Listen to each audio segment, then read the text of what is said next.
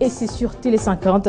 Bienvenue à tous. Le chef de l'État poursuit sa mission actuelle dans l'Est du pays. Après 4 mois de travaux par l'Office des routes, Joseph Kabila a inauguré le pont jeté sur la rivière Chopo à Kisangani dans la province orientale. Le président de la République est allé personnellement se rendre compte de la capacité de la centrale hydroélectrique de la Chopo qui doit desservir la population de Kisangani en courant électrique.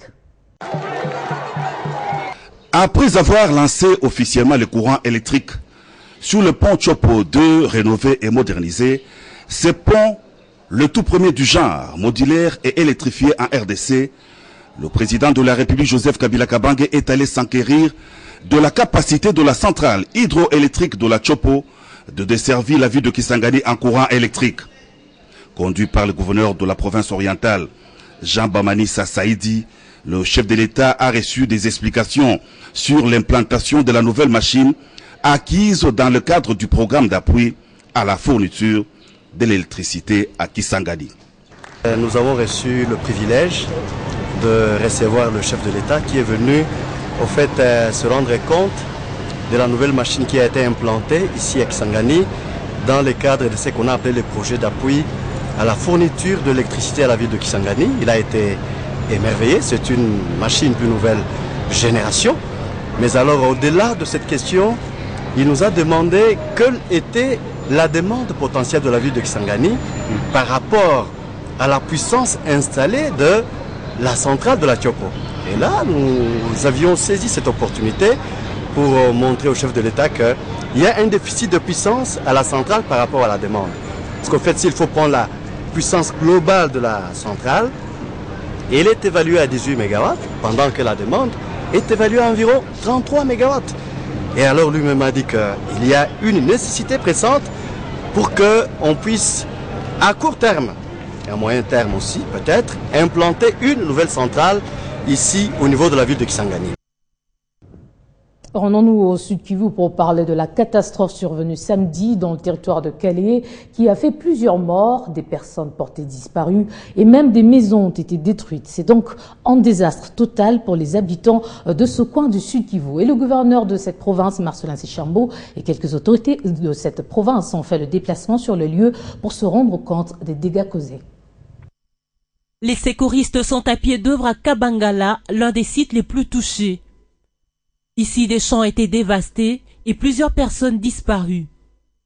Arrivé à Nyambacha, le gouverneur de province Marcelin Sichambo, les membres du gouvernement provincial, les responsables de l'armée et de la police, les députés provinciaux élus du territoire de Kalehe ont été stupéfaits par l'ampleur du désastre.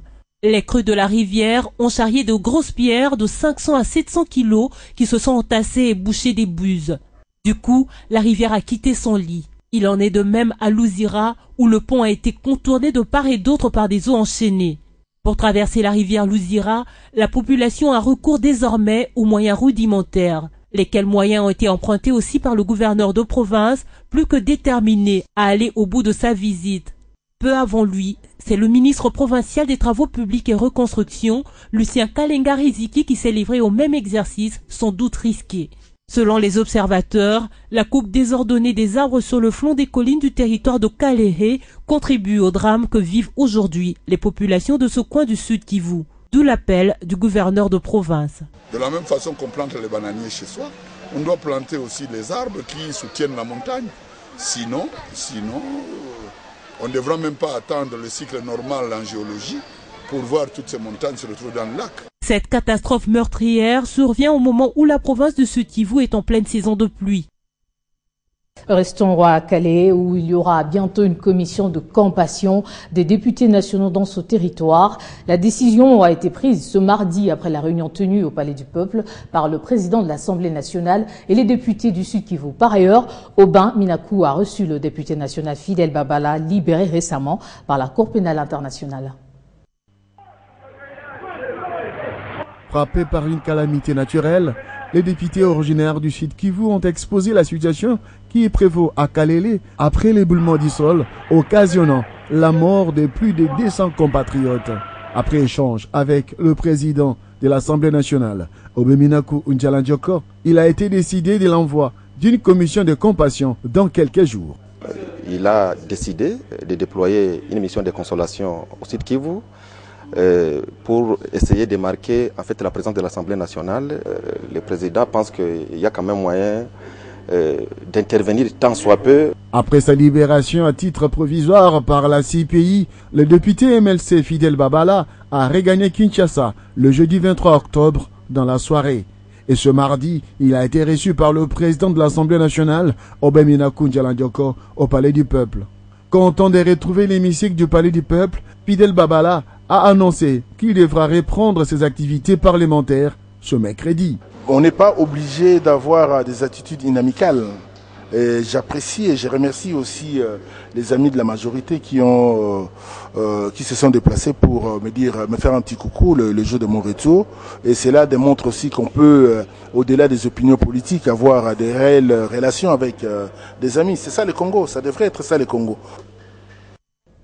Se rendre compte de l'avancement des travaux dans les commissions permanentes, c'est l'objet de la tournée du président de l'Assemblée nationale, Aubin Minakou. Ce mardi, il s'est rendu à la commission économique et financière, commission environnement et dans la commission politique et administrative et relations extérieures.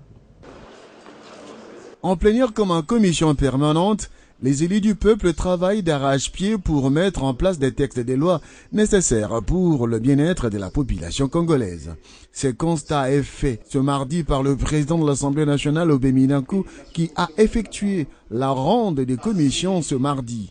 Dans la commission environnement, le projet de loi sur la gestion des ressources en eau était sous examen.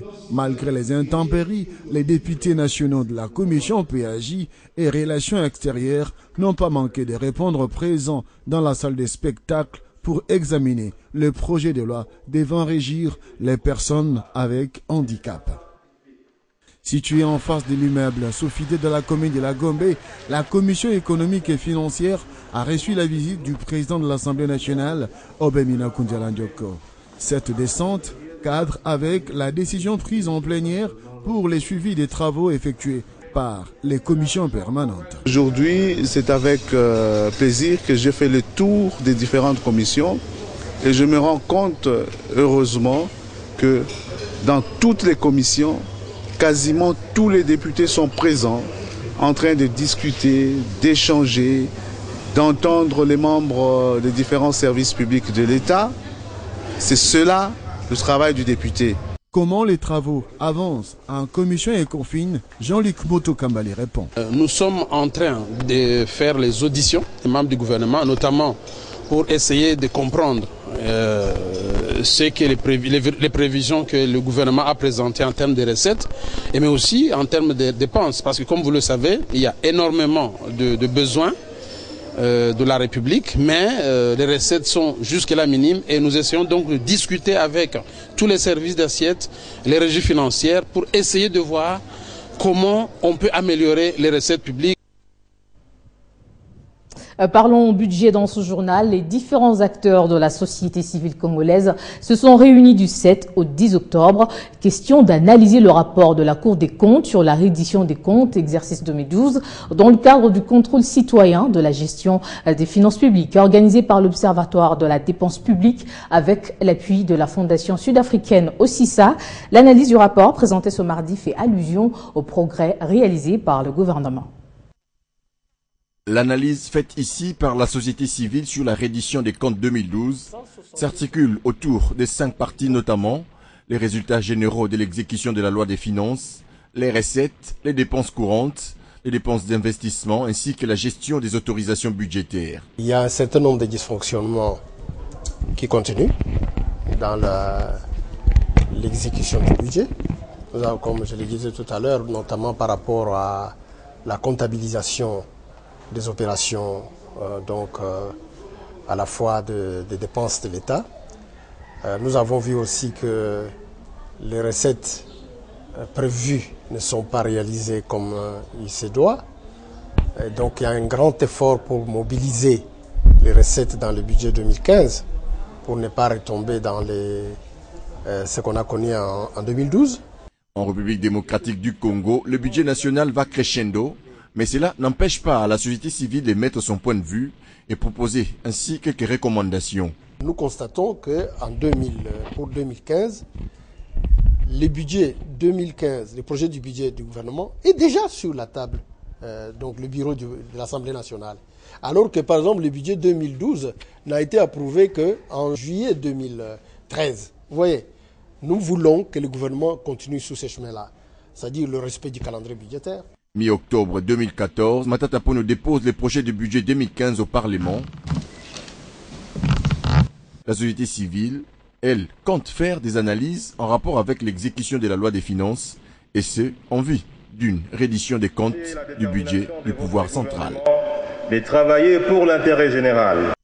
Autre chose à présent, la prolifération et le trafic illicite des armes en Afrique centrale constituent des facteurs non négligeables de la pérennisation et intensification de la violence et des conflits armés dans la région. Et vous le savez peut-être, le traité sur le commerce des armes entrera en vigueur en République démocratique du Congo en décembre prochain. Cette semaine, à Kinshasa, le Comité international de la Croix-Rouge réunit plus de 40 spécialistes en la matière afin d'encourager la mise en œuvre de mécanismes et instruments juridiques liés à cette question.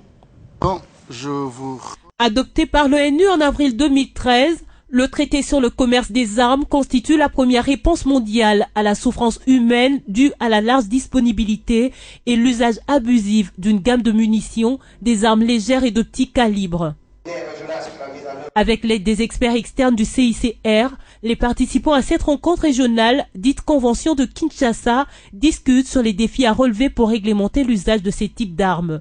C'est justement pour expliquer aux parlementaires et aux sénateurs et à d'autres membres des ministères compétents toute l'utilité de ces conventions et tous les actes pratiques qu'il faut poser afin que les conventions se traduisent en quelque chose de concret. Le CICR considère qu'il est essentiel que le contrôle sur les armes soit assorti des contrôles aussi stricts sur les munitions.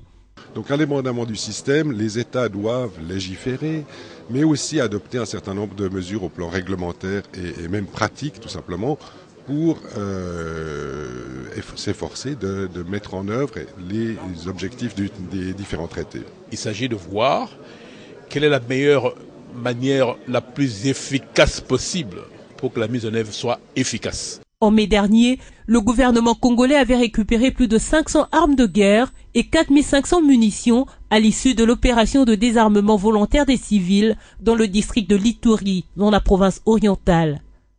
Selon Alessandra Menegon, chef de la délégation du CICR en RDC, il est impérieux de poursuivre les efforts afin de réduire les effets dévastateurs de la disponibilité non réglementée des armes et leur utilisation abusive. Avec le chemin de fer, ensemble, bâtissons le Congo. C'est la devise d'une organisation tout à fait particulière qui vient de voir le jour à partir du Katanga. Il s'agit de l'ESBEL Sauvons le Rail, une initiative de Romy Mabonzi qui tient à mettre sur pied un plaidoyer permettant de redresser le secteur ferroviaire, considéré comme étant l'une des voies pour l'amélioration des conditions sociales de la population. Sauvons le rail et cette association sans but lucratif qui signe désormais son nom dans les pages de l'histoire. Elle est composée de 8 membres qui forment son comité directeur, dont Romy Mabonzi et Donam Longoy sont respectivement présidents et premier vice-président. Cette équipe dirigeante et tous les membres ont pour devise, avec le chemin de fer, ensemble bâtissons les Congo. Une devise qui résume même la mission que s'est assignée l'organisation. Nous avons les soucis que les Congolais les moins connus, que les Congolais qui habitent les coins les plus reculés soient aussi atteints par le développement, soient aussi atteints par les soucis du gouvernement dans le cadre du social. Notre pays a la dimension d'un continent. Prétendre les développer, prétendre amener un social équilibré, équitable à tous les Congolais.